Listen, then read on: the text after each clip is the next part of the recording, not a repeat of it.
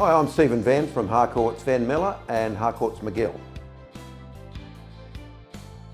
We've been having some amazing success with online auctions. The public have embraced online auctions, vendors alike, and are realising that the market's actually pretty buoyant. People are still buying homes and people are still selling homes. It's as simple as that.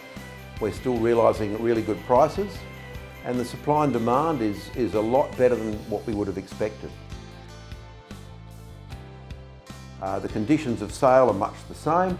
With online auctions, you can either do them where there's a platform where an auctioneer can call out the bids and the vendors can indicate their bids, or there's platforms available, for example, one I've been using, where it's all done digitally and the vendors basically put their bids online as we go, with the auctioneer making sure that we have minimum increments that might change as we go. So the results are pretty similar.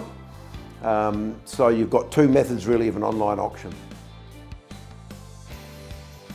We had a property in Clarence Park, a really good property with a granny flat on a nice big block, and then COVID struck.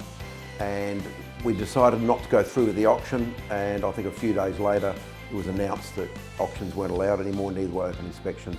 So we just ran it by private treaty.